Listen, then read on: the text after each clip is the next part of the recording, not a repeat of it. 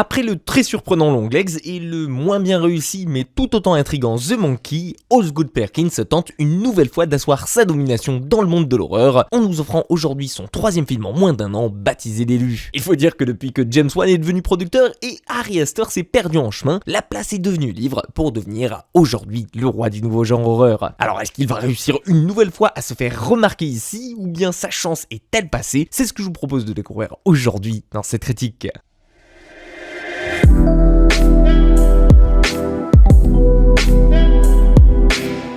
Dans L'élu, ou bien Keeper dans sa langue originale, vous allez suivre Liz et Malcolm, un jeune couple sur le point de fêter son premier anniversaire de relation et qui va le passer ensemble dans un chalet perdu au beau milieu des bois. Mais dès leur arrivée là-bas, les choses ne vont pas se passer comme prévu, surtout du côté de Liz qui commence peu à peu à sentir des choses dans cette maison. Car oui, tout au long de ce week-end, loin de la civilisation, d'internet et du moindre habitant à la ronde, ce qui devait s'apparenter à la base à des vacances repaisantes entre amoureux va rapidement tourner à l'horreur pour notre chère Liz qui commence à être victime d'hallucinations. On voit des ombres passer à côté d'elle, on entend des murmures, on ressent des choses et surtout on se réveille souvent en sursaut à ses côtés de cauchemars qui semblent plus vrais que nature tout en se rendant compte qu'elle est en réalité la seule à vivre ce genre de situation face à son amant plutôt calme et rationnel et auquel il ne semble jamais rien arriver. Bref, c'est limite à se demander si elle ne serait pas folle ou bien si tout cela se produit réellement ou si au contraire ce n'est pas juste le fruit de son imagination.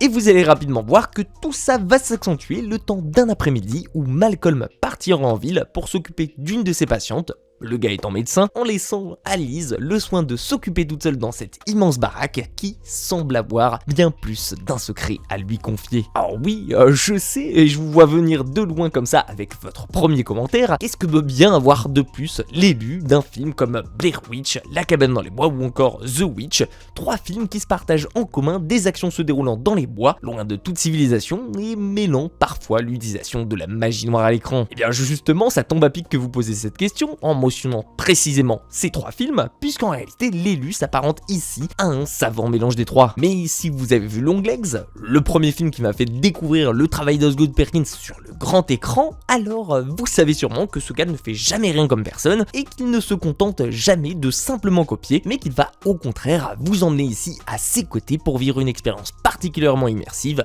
malaisante et surtout dérangeante et unique, chose qu'il fait à merveille jusqu'à maintenant dans chacune de ses réalisations. Et si ce serait mentir de dire qu'il n'a aucune inspiration pour ses films, vu comment Longlegs était lui-même un brillant hommage à d'autres films d'enquête façon Seven, et The Monkey un film tout autant inspiré des destinations finales, aujourd'hui c'est encore une fois le cas avec L'élu qui se veut comme un véritable clin d'œil à tous ces films de maison hantée, et notamment un certain Shining dans lequel la maison vit et donne elle-même vie au cauchemar qui est la hante, tout comme aujourd'hui avec cette fameuse cabane qui va tourmenter notre pauvre Liz ici. On se retrouvera donc ici en plein cœur du cauchemar que l'on va vivre à la première personne, car oui, on sera souvent les premiers à subir ici les screamers qui ponctuent le film, tout autant que les phénomènes qui ne vont pas cesser de s'enchaîner à l'écran dans cette maison et que notre protagoniste Liz ne subira la plupart du temps qu'après nous, lorsqu'elle ne passe pas elle-même à côté d'eux. Une mécanique qui est plutôt intéressante ici et surtout un développement de personnage qui a tout de celui de Jack Torrance pour nous mettre mal à l'aise ici, et je vous assure que quand ça marche,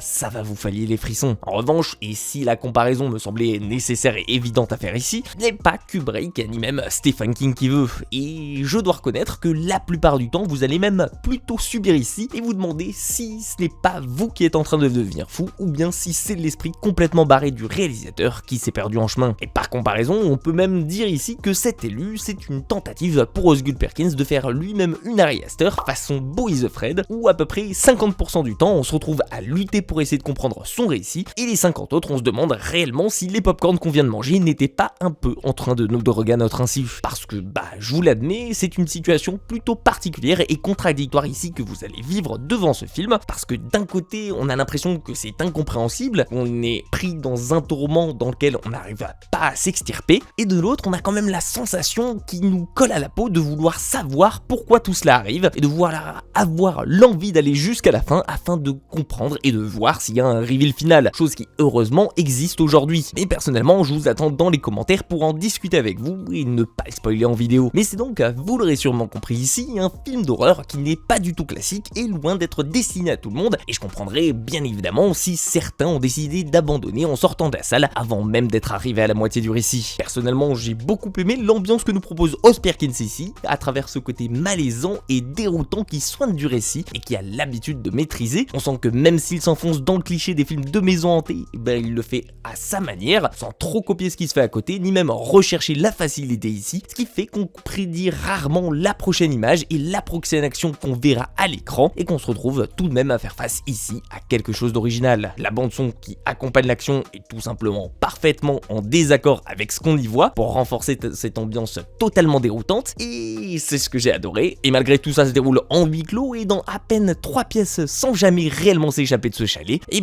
on n'a pas l'impression de tourner en rond ici, surtout grâce au talent de Tatiana Maslany en Lise, qui réussira vivement à nous faire vivre son personnage et surtout nous donner envie de la voir survivre façon Wendy Torrance dans l'hôtel Overlook. Bon, je vous avoue tout de même que j'ai pas compris la moitié des choses qui se passaient à l'écran et que des fois je me demandais si c'était pas Oz qui avait pris quelques champignons pour l'aider à écrire son récit. Mais en tout cas, si le but c'était de me faire douter de tout ce que j'ai vu à l'écran et de me rendre fou, alors pour moi le pari est totalement gagnant. En tout cas, je vous attends tout de même en commentaire pour parler de sa fin et surtout des 15 dernières minutes du film qui sont à elles seules bien plus perturbantes que tout le film en soi. Et vous alors, qu'est-ce que vous avez pensé de cette expérience? Et surtout, est-ce que vous pensez qu'Oz Perkins mérite sa place aux côtés de James Wan et d'Ari Aster en tant que nouveau maître de l'horreur? Ou bien au contraire, est-ce que c'est trop tôt pour le dire? Je vous en laisse seul juge dans les commentaires. En attendant, j'espère que ma vidéo vous aura plu. Si c'est le cas, pensez au petit like, au partage et surtout à vous abonner à la chaîne si ce n'est pas déjà le cas. Prenez soin de vous et comme d'hab, nous on se dit à très vite pour une toute nouvelle critique.